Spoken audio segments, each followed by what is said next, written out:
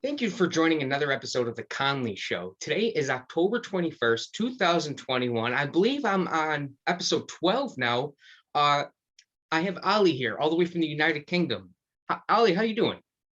I'm very good, Austin. Thank you very much. Thanks for inviting me onto your show. Yeah, thank you for doing this, taking the time to do this. I was reading your profile on the platform we use to connect different podcasters together, and I learned a little bit about you. You got a lot going on. It seems at one point you were an entrepreneur. Are you still an entrepreneur, active in the businesses you started? Yes, not in the first one I started. I sold that some years ago, but I very much am. Yeah, I've been a lifelong entrepreneur or business owner, and I currently run a creative digital agency. So I'm one of three partners. We're based in Milan and London, Milan in Italy and London in UK. And where are you right now?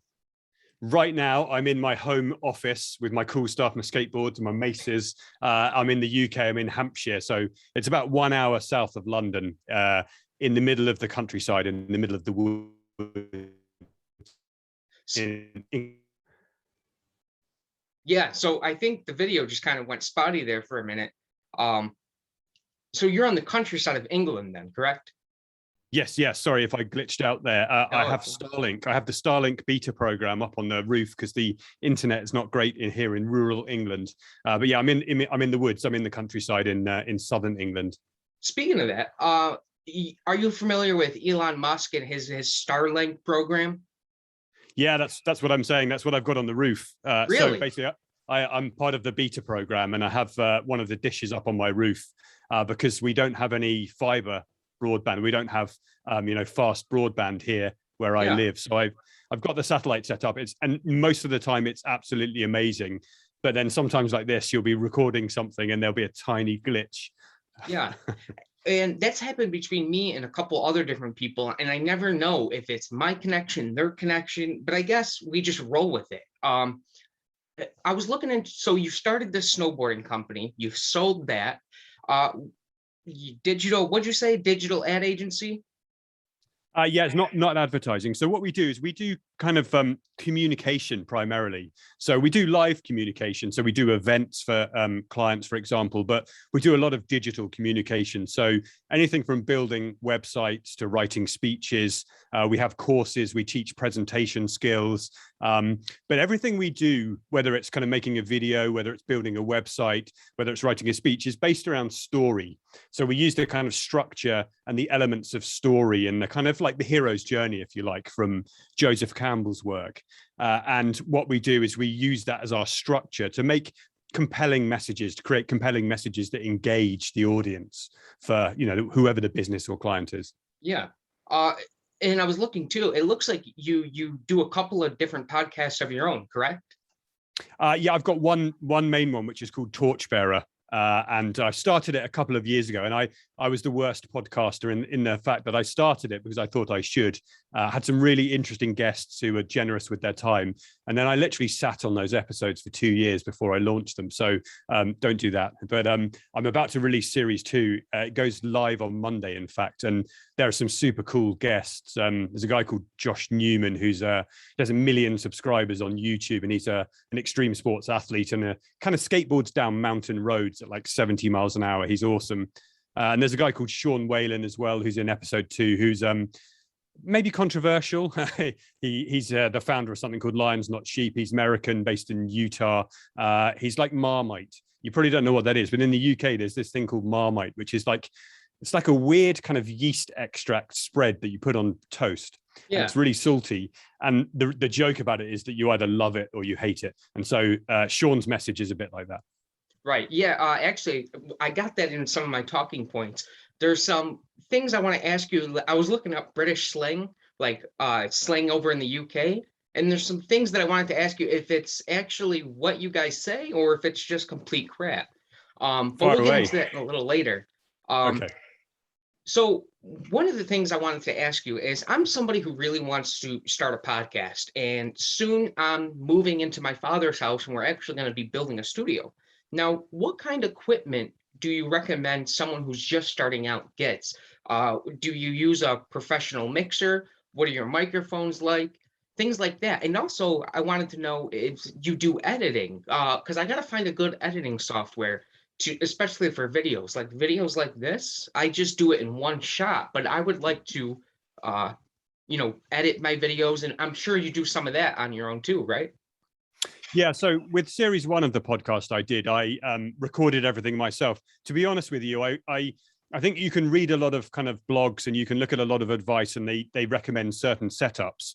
You know, a guy I know who runs the biggest, most successful kind of fitness podcast in the UK, he literally just started it with his iPhone or his Mac, you know. So Yeah. I think remove the barriers to start with, but obviously you're already doing certain things, so that's different. But I basically started with my MacBook Pro and a blue Snowball mic, which is on the shelf behind me. So it's just a USB mic that you plug in. And so I recorded, first of all, I recorded in QuickTime, and it was audio only. And then for series two, I thought I needed to get a little bit more serious. So basically, one thing that was a real barrier for me was editing the audio. I just didn't have time because I'm kind of busy. So I hired a sound engineer to just do freelance work. And I basically audio and I send it to him, and he makes it sound amazing. He tweaks the levels. He's created an amazing show trailer, really good intro, put sound effects on. And so now I use a Shure microphone, which you can just kind of see here. So I use it's a USB version, but it's a kind of professional, studio mic. You can use an XLR and a sound mixer, but I'm a bit lazy for that, so I just use it on USB. Yeah, that And is one thing I read. Sorry, one final thing I would just say is when you're recording, I used Zoom, but actually there's a really good software called Riverside.fm, and you can record really high quality audio and video, and it splits out the host and the guest tracks and all sorts of stuff. Really, really cool. What is that called? It's called Riverside FM. Riverside FM. That's something I gotta check. Is it free to use? You do have to pay for it, but it's not expensive, and it's really worth it for the video quality and the separating the audio files, and it's really good. Yeah, that is something I'm gonna have to look into. What's your advice on the mixer? Because I did read about that where like you can plug in an XLR mic. I'm not even sure what an XLR mic is, but they kept bringing that up. Yeah, so the XLR mic, this mic I've got connects to USB, but there's also an outlet to XLR. And it's like, when you like play an electric guitar and you have the big kind of plug with the 3 pins. Yeah. It's like one of those. And so you can capture much better sound quality, and you can edit to a kind of like a more, what we here would call the BBC voice, the rich kind of audio. This does that just as well. I think that, I don't think really people need that, unless you've got a big budget and you kind of, recording all the time. I think it's possibly unnecessary. In terms of software, though, what I do use is Adobe Audition.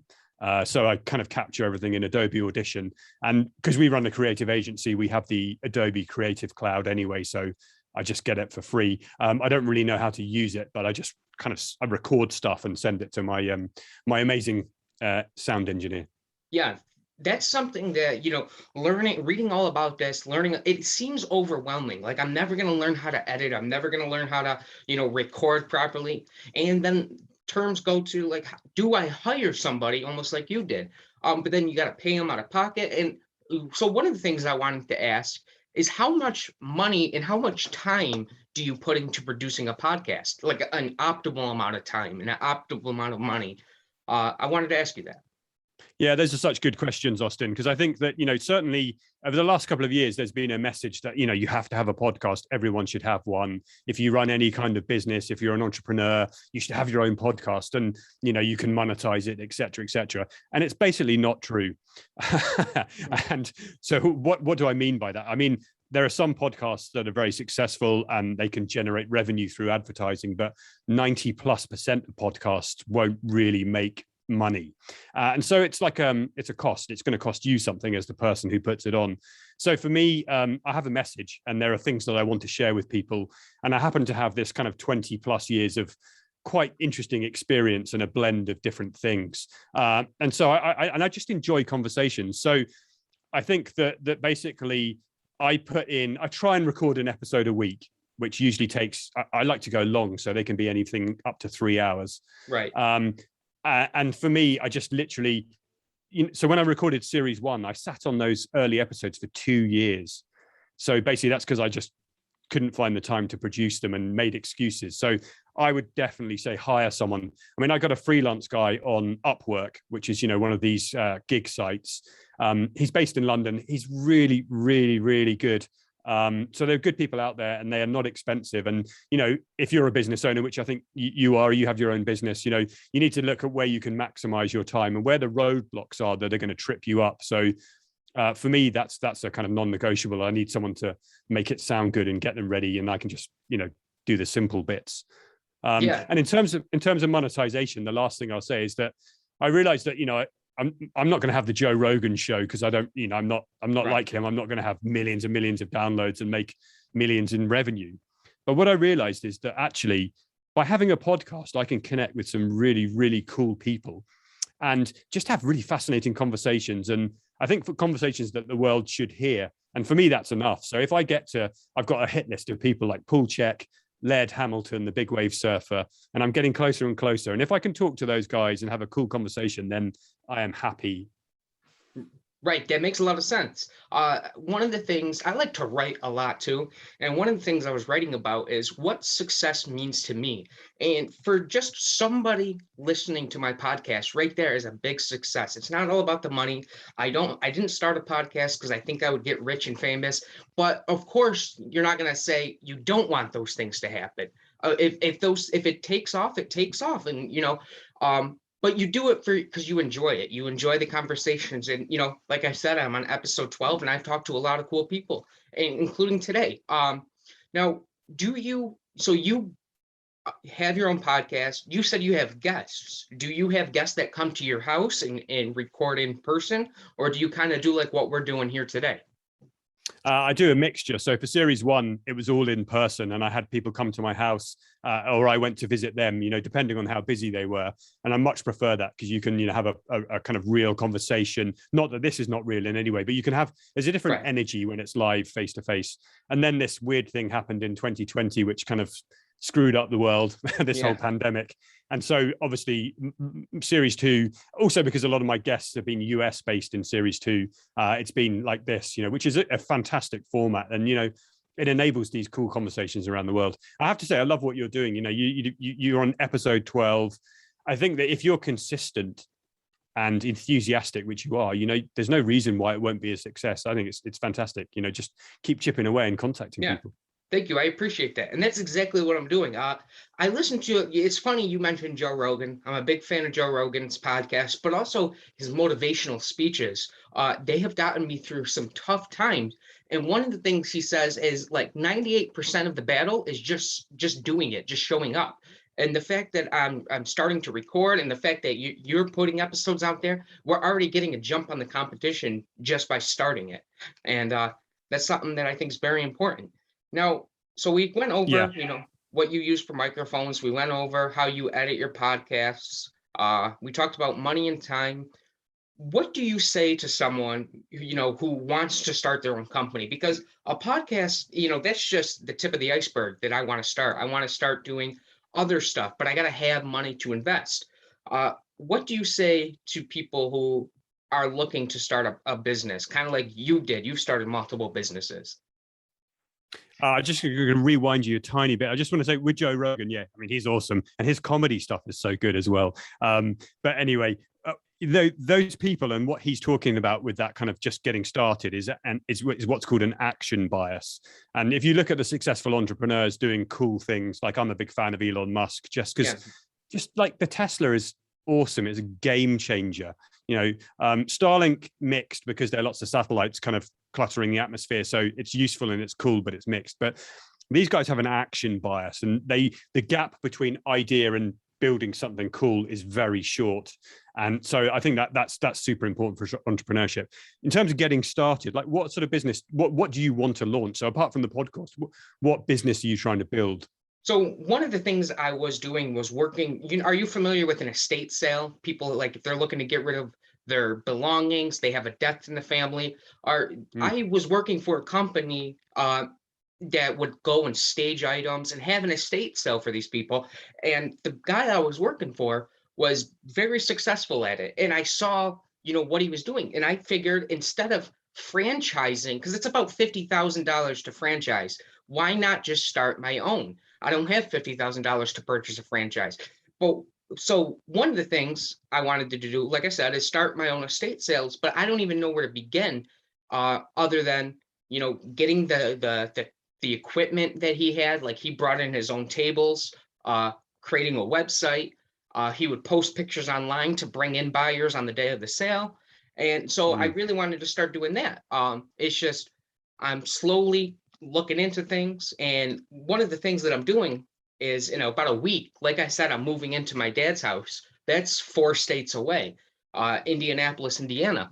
And so that city is 3 times bigger than the city, Rochester, I live in now. So I was thinking, instead of starting that here, maybe starting it out there, because there might be a bigger target market, more houses, more families. And so I'm going to kind of see how that goes. Yeah. Super cool. And I would spend the next 4 weeks building the website. You can do it yourself. You don't need to even invest money in it nowadays. Like, WordPress is awesome. It's a massive platform. We build big websites. We built 4 this year for big global companies on the WordPress platform because it's brilliant. It's so powerful and flexible.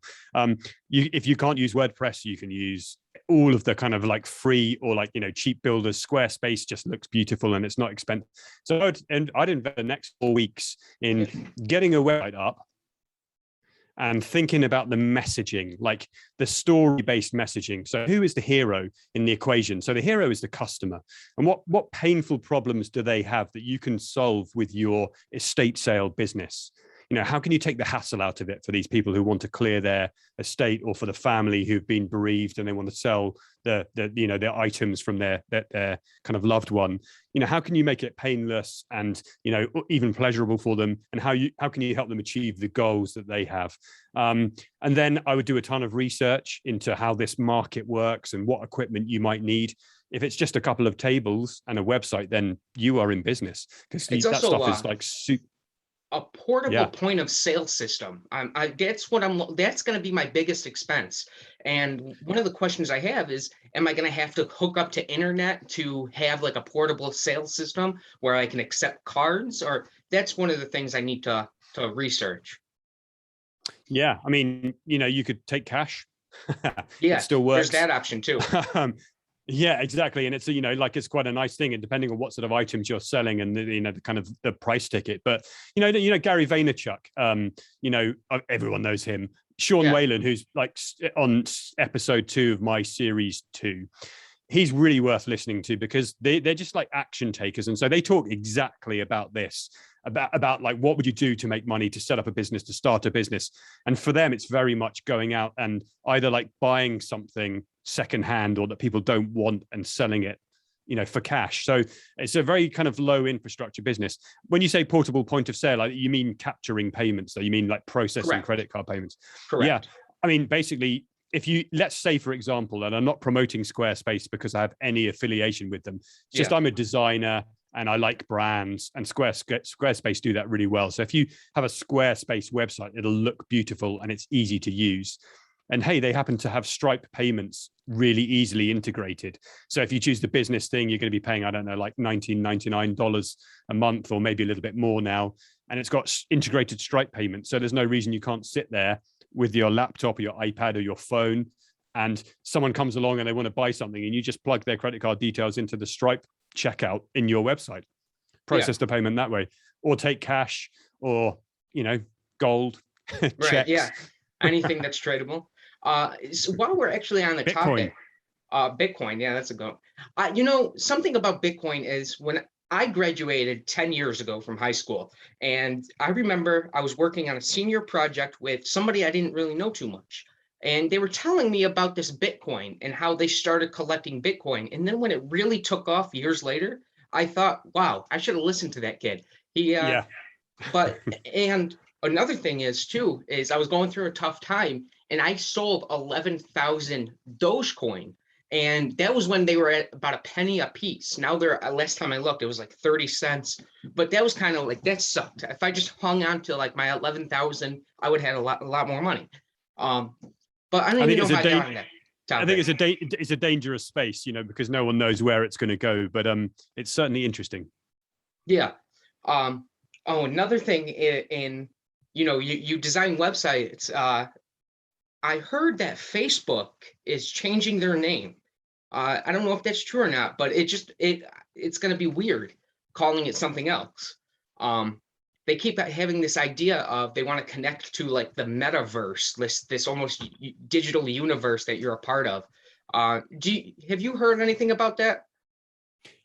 No, I haven't actually. That's the first time I've heard about it. I don't use Facebook Yeah, either much do I. anymore. Yeah. But it's a platform that I might want to advertise on. So I might want to make myself familiar with Facebook, Yeah. because a lot of people say Facebook, they saw it on Facebook or the marketplace, buy and sell. In fact, you don't even need that website anymore. Yeah, Facebook Marketplace. Yeah. You don't even need that to get started with your estate sale business. Yeah, so that's something I might take. What now? I was reading your profile again. What is a biohacker? Oh, that's a good question. So I'm what's called a Czech practitioner. So there's a guy called Paul Czech who lives somewhere in California, and he's like a very highly regarded health, and he does an education system, and I'm qualified. And so 20 years ago, when I started training in holistic health, biohacking didn't exist as a term. We called it like exercise, nutrition, sleep, thinking good thoughts, meditation. Biohacking is this thing that's come along. It's basically an industry.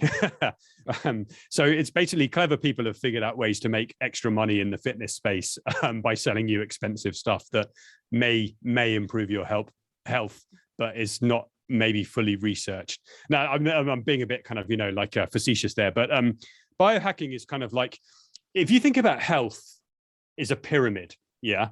And it's obviously, so it's got a wide base. And if you think about that pyramid being split into 3 layers, so there are 3 horizontal layers, what we call foundational health principles are the base of the pyramid. And that is food, exercise, breathing, thinking, rest, sleeping, and other things like that. So they're low-hanging fruit. And those are what health is made of. Those are the most important things you can do to kind of change your health and affect your health. And then in the middle, we have the kind of slightly more advanced strategies, maybe like lab testing, blood work, gut panels, things like this. And, you spend a bit more money. This stuff's usually free. This stuff costs a bit more. The very tip of the pyramid is biohacking. And it's things like kind of infrared light therapy, kind of brain stimulation devices to change your brainwave state, supplements, some research, some not very well researched, to kind of, improve cognition, energy levels, you name it. Kind of, blue light blocking glasses. These are kind of biohacking things. But really, at the end of the day, where almost everybody who's struggling with anything health related needs to spend their time is the base of the pyramid. The free stuff, the low hanging fruit, exercise, food, sleep, rest, repair, meditation, positive mindset. And then once you've got your bases covered there, by all means, go and do the advanced, cool, fun stuff like, ice baths and kind of, infrared saunas, etc. Yeah, I knew someone that they were trying all these different antidepressants. It wasn't working, so their doctor had them try some sort of like magnet therapy, where they would like take magnets, and I think it was the same idea, deep brain stimulation. But that would be what biohacking is too, right? I mean, I think biohacking really is where it's kind of, it was created really by Dave Asprey, the guy behind Bulletproof Coffee. And he's phenomenally successful as a marketer and selling products and making a lot of money out of it and helping people as well. Not in any way taking away from what he does. It's very interesting.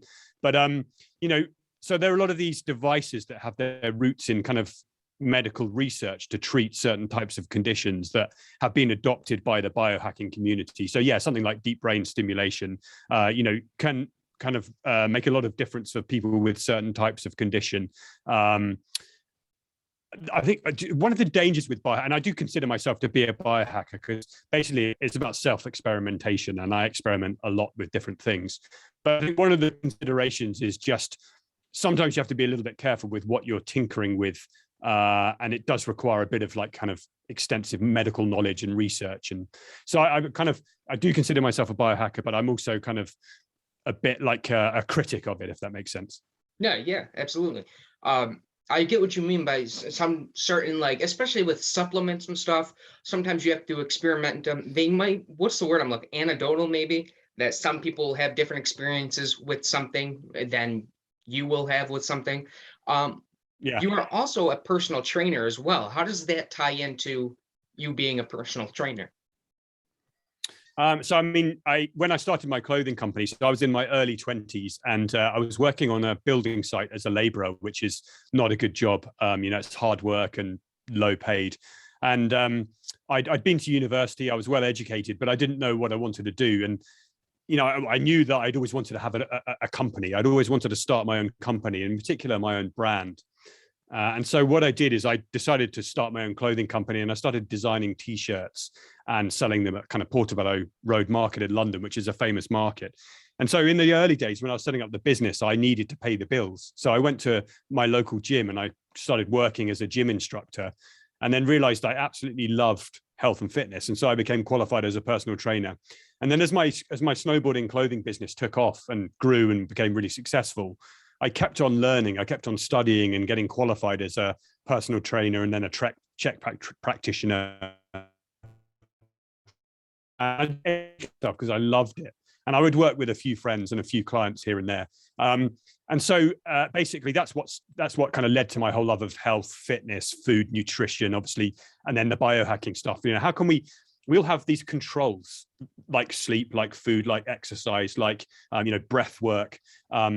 We have these controls, these levers that we can pull and push and change our state, change how we perform, change how we feel.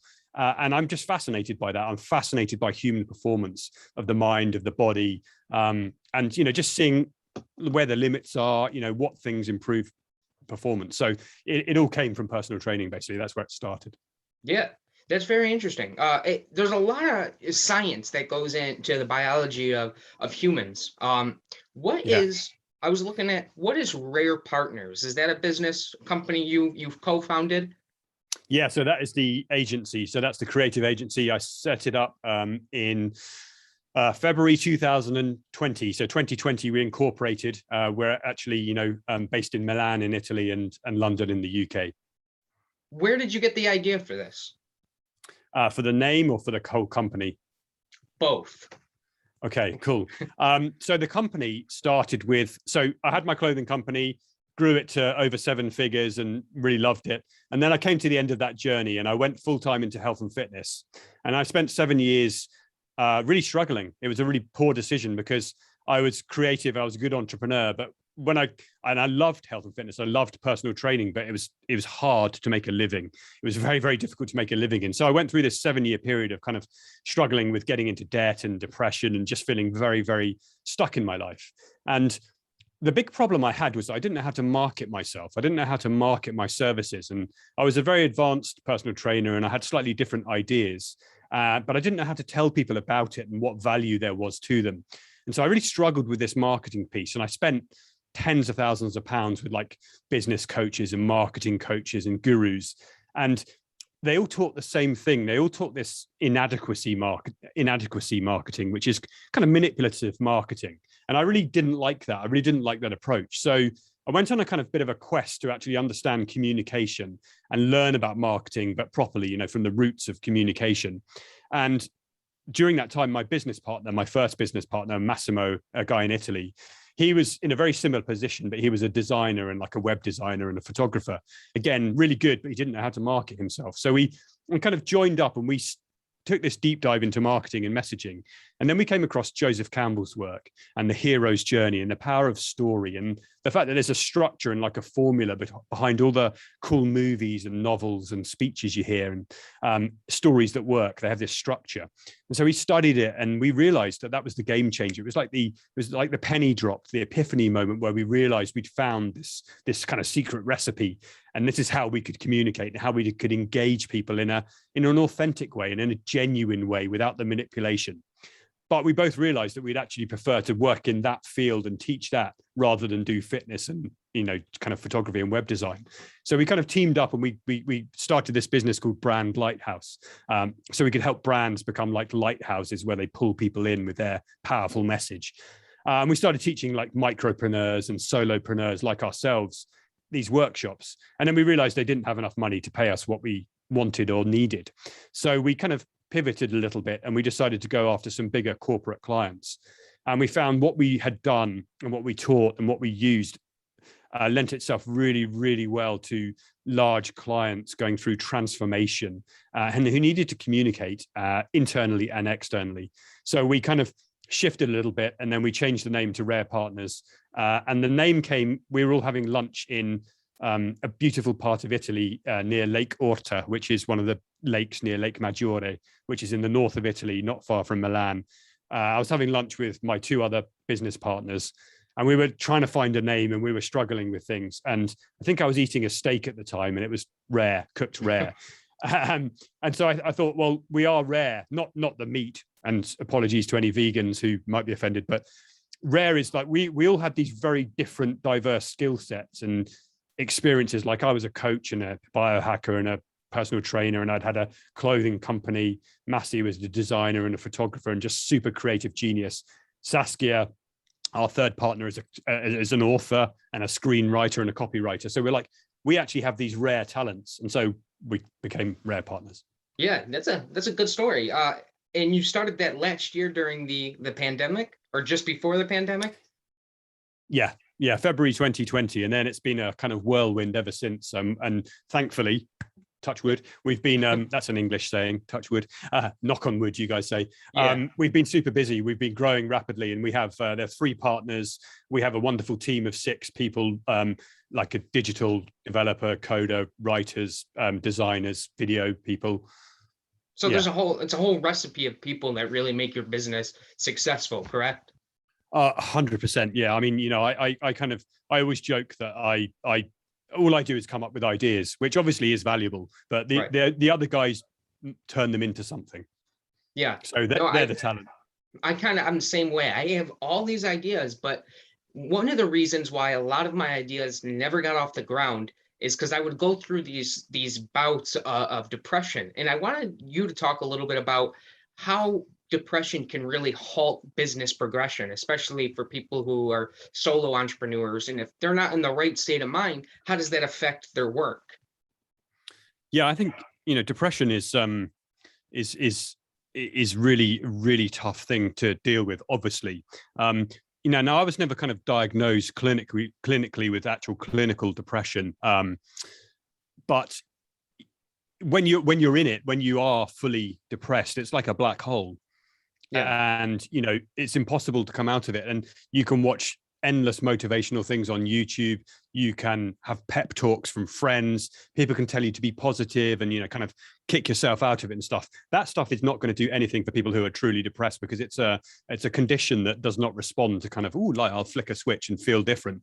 And this is why I'm also fascinated with the work I do now, you know, looking at lab testing and like comprehensive blood chemistry panels and what's going on in your gut and what's going on with a hormone, you know, when you do a hormone test and panel, because for entrepreneurs and people who want to perform at a higher level, especially as they get to a certain age in life, a lot of them struggle with lack of purpose, lack of meaning, depression. And there's so many things that feed into it. It's not just a mental thing. It's not just a mindset thing. It's, you know, it's like nutrition. It can be gut health. It can be inflammation in the body. It can be neurotransmitter imbalances. And so it's a deep, complex, really important subject. So basically, and it can destroy everything in terms of business, family, relationships, you name it. It can, you know, mess everything up at a very fundamental level. So when you are depressed and if you're struggling with depression, it's just hard to get anything done and it's hard to have any motivation to do anything, even though you know you need to do things and you should be doing things. And that often feeds into the cycle and makes it worse because you feel bad that you're not doing the things. So, you know, I think for me, it just came to a point where I hit rock bottom where I was like, I'd had this 7-figure business and I built it up and it was awesome and, you know, been successful and been living my dream lifestyle in many ways. And then I'd come to the end of that journey and, you know, the financial crash happened and various things happened. And I sold the brand to someone else and I kind of did nothing for a couple of years. And that was a mistake. And then I was trying to be a personal trainer and I was struggling there. And I just remember this one time in, you know, like, I think it was 2015, July. I was up in the attic of my house, and there's these Velux windows in the roof, and the sun was streaming through. And I was just crying my eyes out. I was like, basically, I've got 4 kids, and I do not know how I'm going to pay the bills at the end of this month and put food on the table. And I'm just stuck, and I'm absolutely at rock bottom. And for me, that was a turning point, because I realized I had to change. And there's this beautiful story that really helped me. And this is where story comes back into it, and why the hero's journey is so super powerful. Because at certain times in your life, a mentor, a guide will show up and will give you training or knowledge or skills or weapons to help you overcome the challenges and the pitfalls and the monsters. And for me, it was this beautiful story by this kind of controversial, crazy Indian spiritual teacher called Osho, who's no longer alive. The Rolls Royce guru, he was called. But basically, he has this audio book called Meditations on Sufism, which is Sufism is a like mystical branch of Islam. So it's very different to kind of traditional Islam, but it's a mystical bit that I don't know a lot about. So I'm not going to pretend I'm an expert. But this story, this parable of the sands, and it's basically about a river that starts off in the mountains, and it's young, and it overcomes every obstacle and corner and rock, and goes around every bend, and it's fine, and it carries on with its life. And then eventually it reaches, and there's nothing it's learned before, nothing it's done before will help it cross the desert. And all that's going to happen is it's going to become a quagmire, and it's going to just basically get sucked up into the sand and disappear. And the only way it can get across is basically by surrendering. It has to give up, it has to surrender. And then the wind, basically the kind of, convection heat, sucks it up as water vapor, carries it across the desert, and then it rains down as a new stream on the other side. Now, it's a bit cheesy, but this for me was a kind of like a game changer in many ways. And it really saved me, just understanding this story and realizing that I had to change fundamentally to become the new stream. That's really well said. You see, that's one of the things that I currently am going through in life, is feeling stuck, and the feeling of being stuck can really take its toll. And that's one of the things I'm looking to solve with this move, is to get the ball moving, and try to start some businesses and try to get out of this stuck sensation. When you say businesses, I'm just going to stop you there. Just don't think about businesses. We live in this. We live in this world where entrepreneurialism is cool, and in the UK we talk about being a business owner rather than an entrepreneur. For me, like, I come across a lot of people who describe themselves as a serial entrepreneur, and I'm like, you're not a serial entrepreneur. Elon Musk is a serial entrepreneur. People like that are serial entrepreneurs. Most other people who have 10 businesses that are kind of not working, maybe one's okay, they're not serial entrepreneurs. And just basically, you sound a little bit like you might be a hyper creative, talented guy, Austin. And I think you've got a head full of ideas, and you want to kind of go off and chase a lot of them down. Yeah. And then you get stuck because you're like, shit, excuse my language, this isn't working, that's not working, and I feel overwhelmed. Now, basically what you have to go down is absolutely back to one thing, one business, one offer, one idea. Action bias, which is basically go from idea to actually doing something, selling something quickly. Make that work and fully commit to it, and don't be seduced by the shiny stuff we see on Instagram and the kind of the BS definition of success, which has to change. And just stick to one thing and do it really, really well and make it work. And if it doesn't, learn and then do something different. One thing at a time, go all in, and keep it simple. That's well said. And I like how you worded that. It's good advice, because I do have all these crazy ideas, and you're right. The only way for something to ever take off is I gotta stick with one, keep it simple, and like it goes to what you were saying in the beginning. Be consistent. With the podcast, this is something I do for fun. But consistency is always the key. Now, I'm not going to keep you too much longer. I don't really know. I'm looking for the time, but I don't see it. So it's like 11:48. Okay.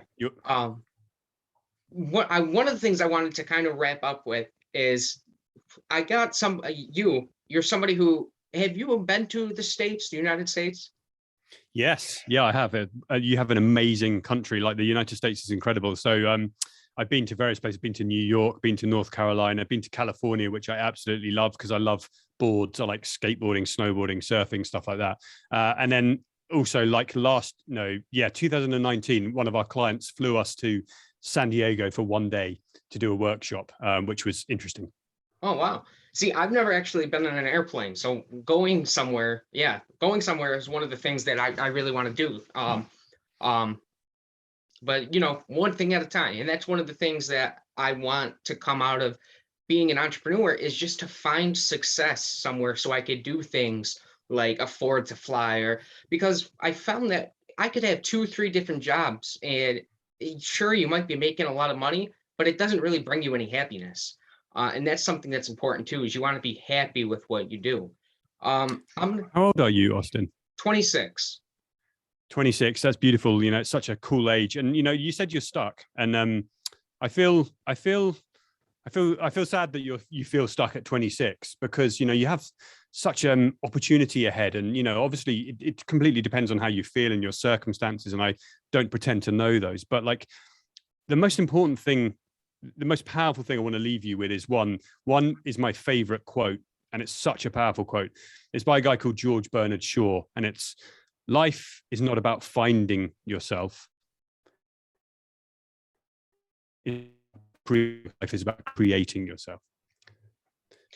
And sorry, I think I glitched there, so I'll just repeat it. Life is not about finding yourself. Life is about creating yourself. It's so powerful because so many people in their 40s, 50s, 20s, 30s, 60s, 70s, they're still searching, they're looking, they're waiting to find these answers outside themselves, and they don't exist. Yeah, there are guides, there are mentors, there are cool books, there are courses, and we can learn things. But ultimately, and this is the cool thing, this is the beautiful thing about the hero's journey, is that you go through all these trials and tribulations and defeat the monsters, and you get back to where you started. And really, the transformation is an inner transformation. You already had what you were looking for, you just didn't kind of realize it. So for you, barriers, like, don't put barriers up. And I don't know your circumstances, so forgive me if there are things that are stopping you, but mindset wise, don't put barriers up, because the world is your oyster. Barring this silly pandemic which has messed everything up, it's still kind of your oyster, and there's nothing to stop you going and working for 2 weeks and buying a plane ticket and going somewhere cool. And I love the fact that you're an entrepreneur and you've got this like energy and you want to hustle and stuff like that, but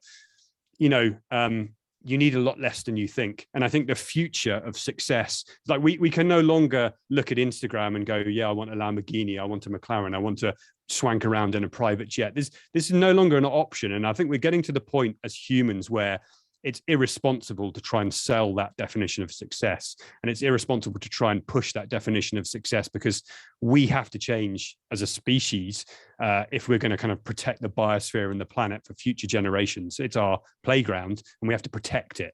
And we need a lot less than we think. And, you could go and do many of these things that you probably want to do without starting an amazing business. Yeah, no, and maybe when you're there, you'll find the $1 million idea. Yeah, I hope so. I sure hope so.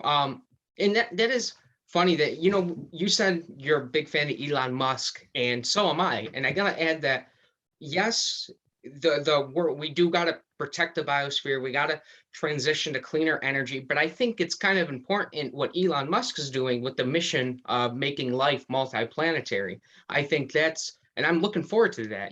He says by 2050 we should have a city on Mars, so we'll see. Yeah, that's not true. I don't think it's going to be that soon. I love Elon and I'm a huge fan. And now there's something really interesting. I asked this. We did an event for an an American and a Chinese company that we work for in April this year. And it was an internal event for them, but we had an amazing guest speaker, and it was Adam Steltzner, who's he was the head engineer of the Jet Propulsion Lab at NASA. So he's the guy who'd basically been supervising Perseverance and Ingenuity, the cool Mars rover and the little copter. Yeah. And so he'd been supervising the teams that had made those, and he's fascinating, and he was a great speaker. And at the end, we had to ask some questions, and I asked him a question, and it was exactly about that, about becoming multi-planetary and kind of life on Mars, et cetera, et cetera. And he made such an interesting point, which I'd never thought of. And it was basically this: imagine how much it's going to cost to terraform essentially a dead planet like Mars. Yeah. it's going to be an unimaginable amount. Not just money, but time. It's going to take a long time. So how about we just take that money and time, less of it, and sort out planet Earth? Yeah, that makes sense. It does. It makes a lot of sense. Yeah. Hey, if we had that much money, I actually heard today that Elon Musk might become the world's first trillionaire. So yeah, I wouldn't be surprised. I wouldn't be surprised either. I'm going to go ahead and wrap it up here in a minute. I really appreciate it. You've told me a lot of interesting things. You've given me some great advice. I got to ask, what's the deal with people in the UK saying the word bloody a lot? That's something as America we don't hear too often. So you haven't used it once yet. So no, I don't think English people say bloody that much. Yeah. I mean, we say bloody hell. Bloody hell. Yeah. It's an expression of frustration. So I don't know what you have in the US, but like it's like we're cursing, but it's not. It's something you can say in front of your kids. It's like socially acceptable. Yeah. Yeah, exactly. It's a bit like that. It's a bit like that. Where it comes from, I do not. Yeah. So where it comes from, I don't know.